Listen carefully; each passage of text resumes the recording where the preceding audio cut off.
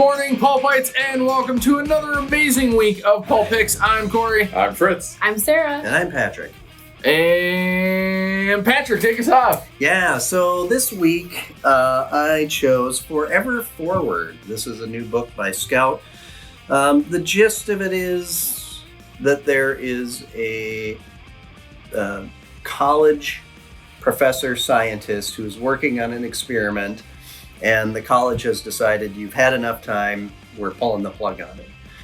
And his friends show up, and there's a lot of tension because he's not telling them that, no, I gotta hammer through this project and get everything working by Monday, or else, he's not gonna tell them that.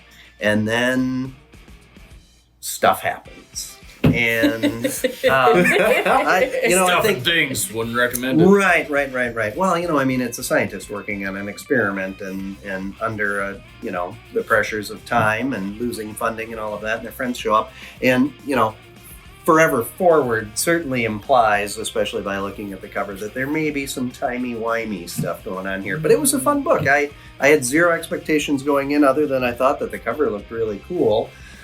And I was, it's always nice to throw in a number of different genres. So I know that we read a lot of capes and tights kind of stuff.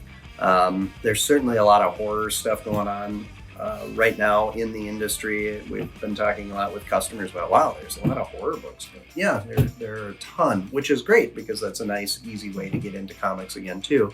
But the sci-fi stuff is also very good. And I would put this into that kind of Paper Girls-esque kind of sci-fi. It's like pseudo-grounded with some very heavy pseudoscience as well. But yeah, I thought it was fun. The art was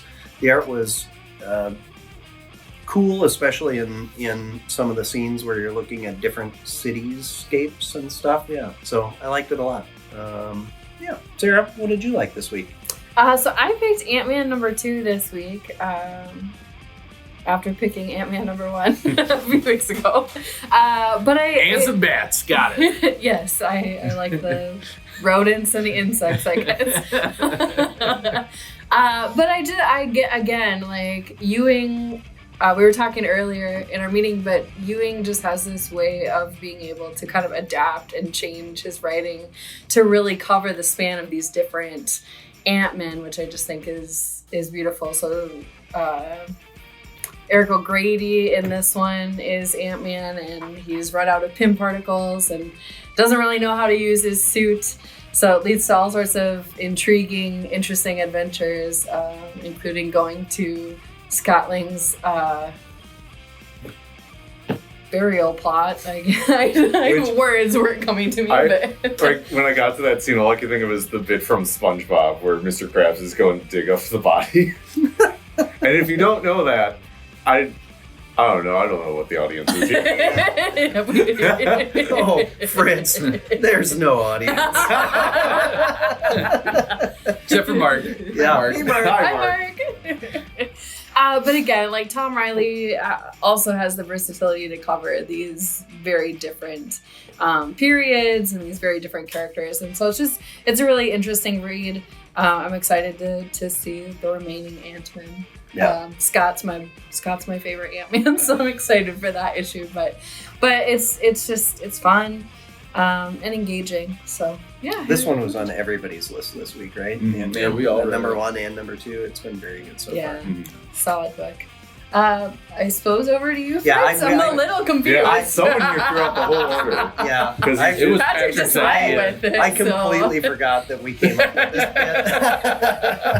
bit. I was very confused. It's always a bit. It was last Tuesday after we wrapped up. We came up with it. Or Wednesday. I mean, yeah. Oh, you just wanted to screw Fritz Well, up. because we'd had a couple weeks where Fritz, however Corey threw it to him, it was messing him up, and we had to do a couple takes. So you were the one who messed up last week. That's right, yeah. Don't expect any of this edited out, by the way. Yeah, no. But anyways, my pick is the final issue of Transformers Last Spot Standing. It's kind of like the last hurrah for IDW having the Transformers title. Oh. I say that even though a new Shattered Glass comic just came out, which I don't care about too much, but They've got 4 months to cram as much Transformers as they possibly can out. but this is kind of like it's not exactly a metaphor, but like Old Man Logan, but for Transformers. Like Rodimus is one of the last Transformers in the entire universe, and he's got to stop like the other remaining ones who basically decide like, hey, we can't really get Energon anymore. You know what else is a good fuel source? Just turning people into biofuel. Oh. It's very dark, but at the same time, like very hopeful the way it ends off. Like it kind of epitomizes that like these things that are about change, like you have to change with the times. Like you can't, if you get stuck in the old ways, all you're going to do is repeat the same old mistakes. And it's very fun, very actiony. There's a very funny Invincible reference in here. Also a Dragon Ball reference, which I was not expecting. So, but I don't know, it's a very nice send-off before the title ends up with whoever gets it. I don't know when we're going to find out at this point. Maybe, they still haven't announced anything. Yeah. A lot of speculation out there. I don't know, maybe New York Comic Con, that's coming up soon, I think. Yeah, but, for sure. But Boom is kind of heavily rumored at this point. Boom, I know Scott, whatever, Robert Kirkman's imprinted image has been mentioned a lot. But Skybound, thank you, yeah. But no, check this out. Check out, honestly, pretty much every Transformers thing IDW has done. It's always been good, but they're going out on a high note. Yeah, Soylent Green Transformers story arc. I think they even make a joke about that at one point. Yeah. Excellent. It's great. Check it out. Over to you, Corey. All right. So this week I picked Thunderbolts #1. Yeah, 5th time's a charm, I guess. This is like the 5th title that you said you were going to pick. 6th maybe this week. Maybe, probably. A lot of stuff. I'm indecisive, and I read a lot. So, but this one, this one probably stuck out the most to me. I don't know. I would assume since you picked it. Yeah, one would hope. It was like 5 books that I wanted to pick this week, and frankly, we don't have the time for that. So. You guys want. We barely have the time for this. Yeah.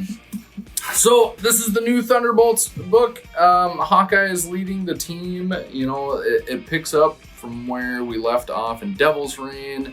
So if you were reading Devil's Reign and you were interested in the Thunderbolts stuff, this is where you have to pick up and read. And it's just a lot of fun. They're going after Kingpin's Thunderbolts team. Monica Rambeau shows up, and Cage is in the book, and I just... Mayor Cage. Seems to be loving the job. Or Mayor Power Man? No, somebody else has Power Man. No, I suppose. Yeah. Mayor Hero for Hire. Yeah. But overall, just a sweet book. The art's a lot of fun. Story's solid. So, yeah. Check it out. And I think that's all we have time for today. Oh, remember everybody that we have the Brent Schonover signing October 1st. And he's also doing commissions and all sorts of stuff. So if you would like head sketches, 11x17 full sketches, we have the information for all that pricing. So make sure you stop in and ask us. We'll be getting that posted up on our social media soon. That way, people can just message us with what they want. And he's working currently with Ben Percy on the Devil's follow-up to Highway. Devil's Highway. Yeah. And he's done work at both Marvel and DC. Fantastic, local, talented artist. We're very excited. Yeah, very excited for this. So, all right, guys.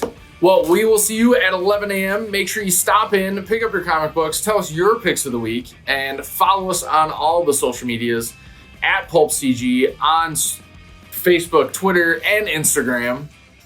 I'll get that line down at some point, and we'll see you later.